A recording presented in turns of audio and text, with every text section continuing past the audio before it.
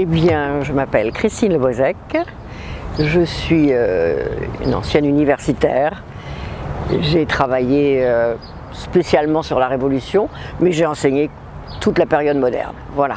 Mais je suis quand même spécialiste de la Révolution et j'en suis à mon 5e ouvrage sur la Révolution, voilà.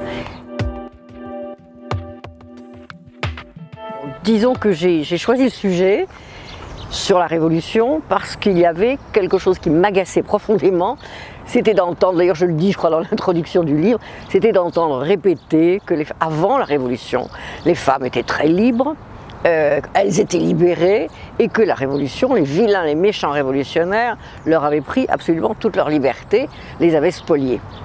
Or, c'est une ancienne, hein, ça se répète et on le retrouve quand même pas mal encore dans l'historiographie. Et je me suis dit, mais quand même, le seul moment où les femmes ont eu quelques libertés et ont eu quelques droits civils, c'est pendant la Révolution. Donc, il faut que je déconstruise cette affaire. Et donc, pour déconstruire cette affaire, je suis partie effectivement d'avant la Révolution. Quel était le sort des femmes? Est-ce qu'elles étaient libérées? Alors, il y a un point d'ancrage sur lequel tout le monde se branche, c'est les femmes des salons, les salonnardes. Regardez ces dames, elles étaient autoritaires, elles recevaient, elles conduisaient la conversation, elles étaient cultivées, certes. Et donc, regardez comme elles étaient libres.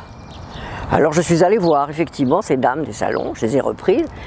Et puis, effectivement, il n'y a aucun souci, elles reçoivent, et pendant les entretiens, pendant les réunions, elles ont l'air de dominer la situation. Mais qu'en est-il réellement? Est-ce qu'elles avaient des droits?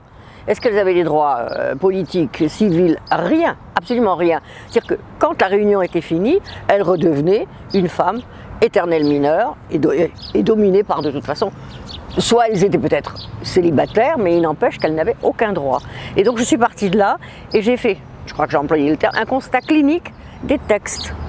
Donc je les ai prises, j'ai regardé aussi leurs relations avec les personnes qu'elles recevaient et comment ces messieurs qui venaient chez elles et qui avaient l'air d'être très polis, très aimables et qui jouaient le jeu, c'est très feutré un salon.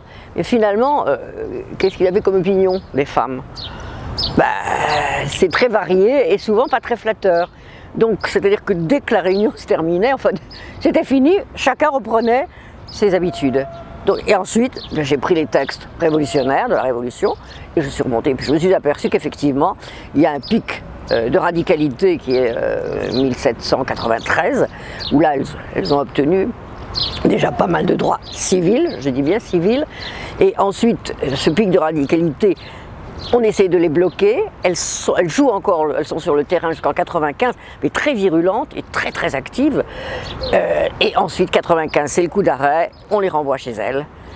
Et c'est terminé, l'espace public, elles n'ont plus droit à l'espace public. Et on va avoir décéléré jusqu'à Bonaparte. Le code civil, là c'est épouvantable, parce que déjà on commence à renier certains de leurs droits. Et puis ensuite la Restauration, là elles sont confinées. Le terme est très à la mode maintenant, mais elles sont confinées dans l'espace privé jusqu'à très longtemps, au moins 1830, et il y a quelques frémissements en 1830. Voilà. Alors il y a effectivement des femmes qui s'interrogeaient, ou qui interrogeaient leurs conditions, Madame de Coissy, etc., et qui disent, enfin, en France, il y a 13 millions de femmes, elles n'ont aucun droit. Un petit peu, ça sent un peu Sieyès. Qu'est-ce que le tiers-État? Bon, hein, et qu'est-ce qu'il veut devenir quelque chose? C'est un peu ça. Bon. Mais elles ne sont pas très nombreuses. Pas très nombreuses. Et il y a parallèlement l'éducation et la religion qui a fait que les filles étaient élevées d'une certaine manière et qu'il n'y avait pas de raison de secouer le joug masculin et que même vouloir le secouer, c'était presque une provocation malsaine. On quittait la place qui était assignée par Dieu aux femmes et c'était d'abord prétentieux et malsain de vouloir changer de statut à la limite. Donc c'est très compliqué. Il y a effectivement quelques femmes que l'on va voir qui vont mener d'ailleurs des mouvements, mais beaucoup ne comprennent pas du tout, d'ailleurs même condamnent parfois cela. Parce que ce qu'il faut dire, c'est que le mouvement révolutionnaire des femmes, il est extrêmement virulent, mais c'est une poignée de femmes. Et c'est ça qui fait qu'il a été très facile de les renvoyer chez elles, parce qu'elles n'étaient pas très nombreuses. Elles étaient très fortes, très actives dans l'action, Mais le jour où les montagnards ont décidé de les renvoyer chez elles pour des raisons bien particulières, c'est pas parce que c'était des femmes, c'est parce qu'elles étaient un danger politique. Enfin, elles étaient le fer de lance d'un danger politique, on va dire. Et donc là, ça a été simple, elles n'étaient pas nombreuses. Il y a d'abord quelques femmes qui ont été, entre guillemets, des meneuses, comme Claire Lacombe ou Pauline Léon. Bon, c'est une poignée. Elles étaient à la tête d'un club, des citoyennes républicaines révolutionnaires. Ensuite, les militantes, voilà, les tricoteuses, dont on parle de l'acte de naissance au mois de mars 1792. Et puis après, il y a l'ensemble des femmes qui, selon le temps, selon ce qui les intéressait ou pas, descendaient dans la rue, participaient aux émeutes, lisaient, etc. Donc là, ça élargit le mouvement. Mais la tricoteuse, disons que c'est... bien qu'on ait pris ensuite, on lui a donné un petit côté péjoratif, la tricoteuse, en principe, c'est quelqu'un qui sait lire, ou si elle ne sait pas lire, elle se fait lire des journaux, et elles se réunissent parfois au cabaret, pour justement discuter. C'est tout à fait nouveau parce que là elles investissent l'espace public alors que franchement c'était vraiment pas l'habitude. Elles lisent des placards, quand elles ne savent pas lire elles le font lire, c'est-à-dire qu'elles ont appris non pas à travailler de manière individuelle, elles militent, on dirait aujourd'hui, elles militent de manière collective. Et donc elles ne sont pas très nombreuses mais elles sont très actives. Elles vont dans les sociétés populaires, elles discutent jusqu'au moment où ça leur est interdit. Elles vont à la convention, elles applaudissent, ou elles hurlent, ou elles huent quelqu'un. Mais elles ont effectivement un rôle tout à fait nouveau, moderne. Alors ça ne veut pas dire qu'auparavant les femmes n'avaient pas fait d'émeutes. Au contraire, on les voit à travers toute l'histoire, et c'est toujours elles qui mènent souvent, parce que c'est elles qui nourrissent les enfants, qui nourrissent la famille, et donc quand il y a une émeute frumentaire, elles sont souvent à la tête. Mais là, il y a quelque chose d'organisé, quelque chose qui se met en place, et de suivi, un mouvement suivi qui va durer jusqu'en, on va dire, mai 95.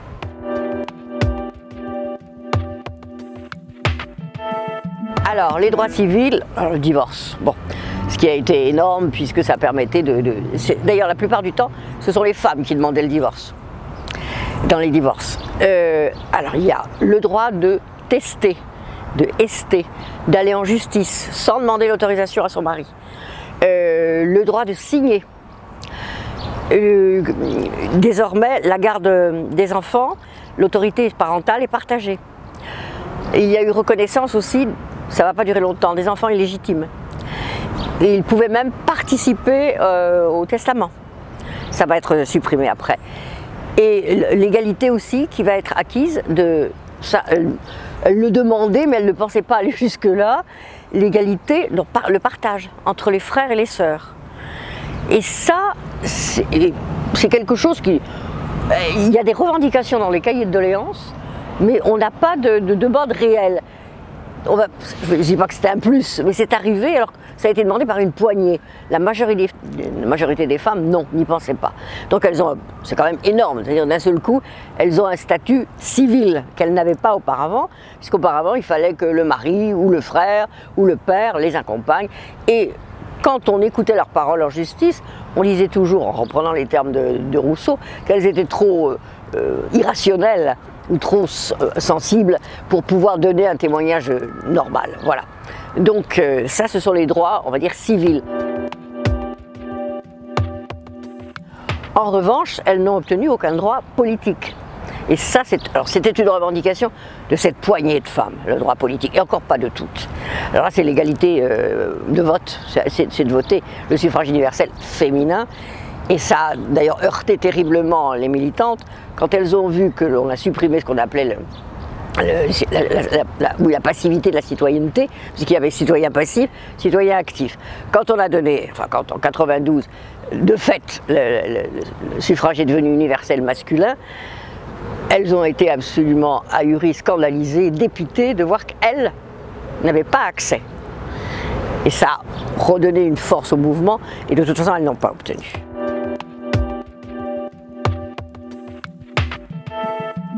D'abord parce que c'était pas une préoccupation des hommes politiques. C'est pas la préoccupation. Bon, alors c'est pareil, il y a des nuances à apporter. Alors c'est pas...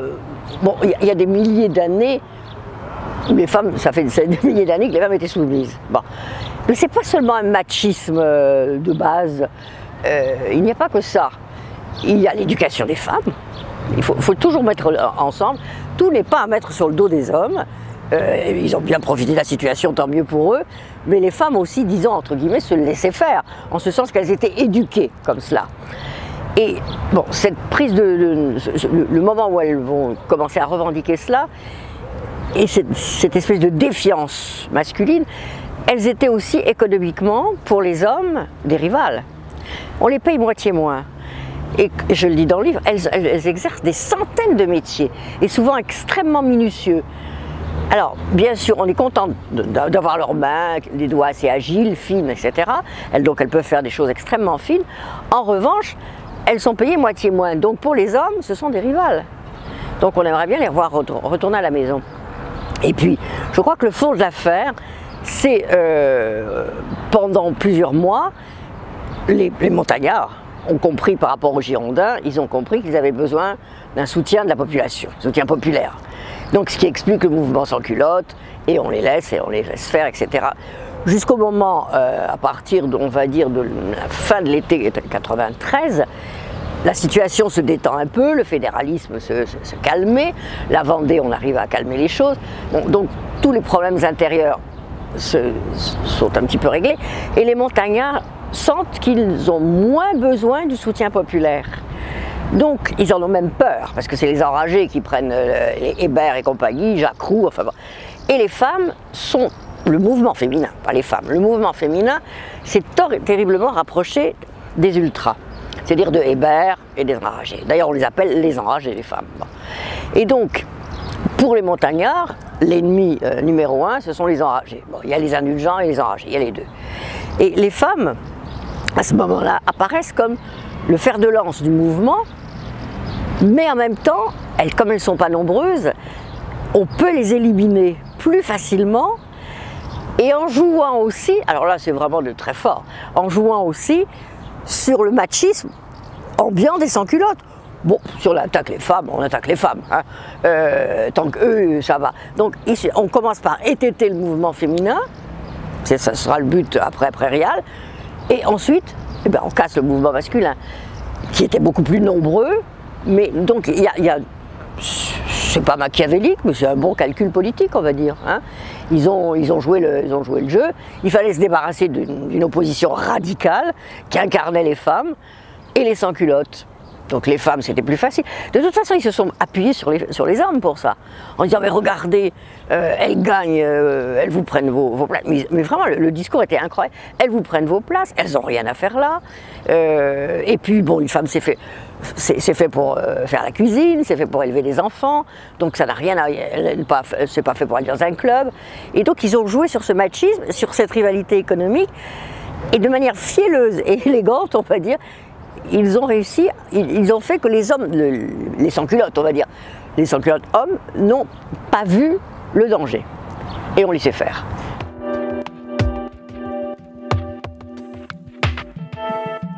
Disons qu'à partir de 1995, on ne touche pas au droit civil, donc pendant le directoire. Il y a on va dire un embourgeoisement, un puritanisme extraordinaire qui touche les femmes, donc elles sont exclues de l'espace public. Donc on ne les voit plus dans l'espace public. Mais on n'a pas touché à leurs droits. En revanche, arrive le Code civil en 1804, dont Bonaparte dit que c'est son chef-d'œuvre. Il en est très fier, il est beaucoup plus fier de ça que de toutes ses victoires. Et donc à ce moment-là, il faut lire le Code civil. Moi je ne l'avais pas lu. Les pages sur les femmes, c'est effrayant, effrayant. Et à partir de ce moment-là, il commence à rogner.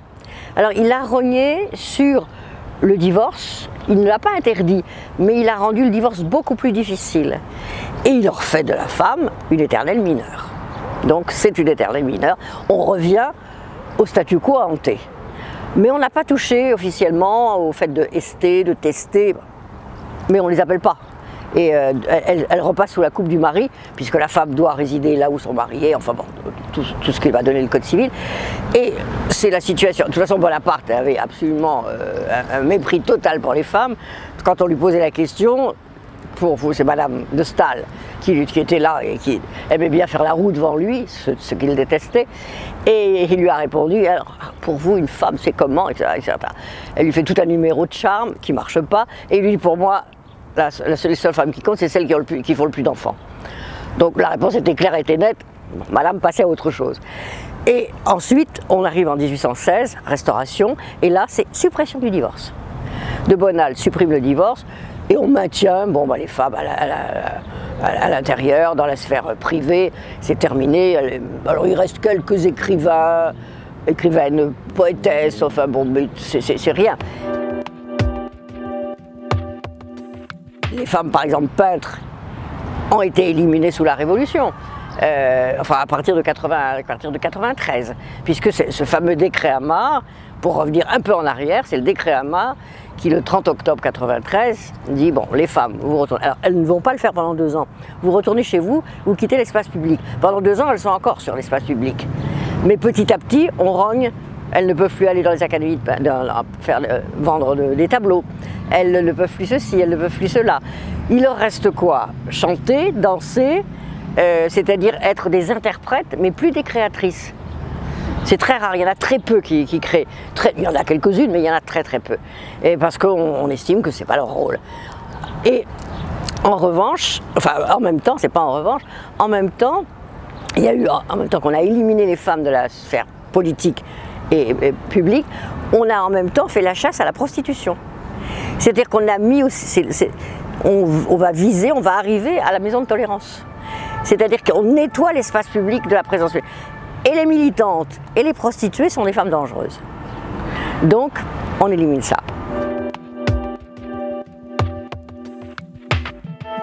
Même encore aujourd'hui, j'allais dire le combat des femmes, puisqu'il y a des femmes qui continuent à se battre, il n'est pas forcément suivi par tout le monde, par toutes les femmes. Bon, certes, il y a un mouvement beaucoup plus large, il y a des choses qui ne passent plus, il y a des choses qu'on ne peut pas dire, mais je pense que la période révolutionnaire, avec ses avancées, ses reculs et ses contradictions, elle nous enseigne aujourd'hui qu'aucun acquis n'est définitif. C'est-à-dire qu'elles ont obtenu, 3 ans après on leur rogne et 10 ans après on leur supprime. Donc on le voit aujourd'hui avec l'avortement, enfin plein de choses. Ce sont des combats, on va dire, éternels. C'est-à-dire qu'il faut, sur tous les points, continuer à être vigilant. Et elles ont été vigilantes, mais elles n'étaient pas assez nombreuses sous la Révolution pour être vigilantes. Voilà. C'est que je crois qu'on ne peut pas voir ce que je pense.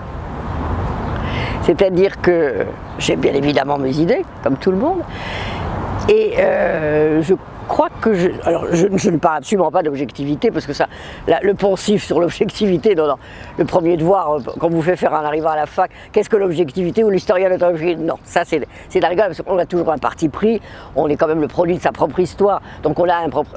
mais je pense avoir fait un travail de type, je reprends le terme, clinique. C'est-à-dire que je me suis fiée aux textes, j'ai regardé les textes, j'ai pas pris parti pour les unes ou pour les autres. Bah, bien sûr, j'ai beaucoup plus de sympathie pour certaines que d'autres, ça c'est évident, on doit s'en rendre compte. Mais je pense que ce n'est pas mon travail d'historienne de le faire voir. Je ne suis pas, comme j'ai dit, il y a pas longtemps, j'étais dans un séminaire, ça n'est pas un tract que j'ai rédigé. Je suis historienne, je constate, et puis bon, j'en tire la conséquence.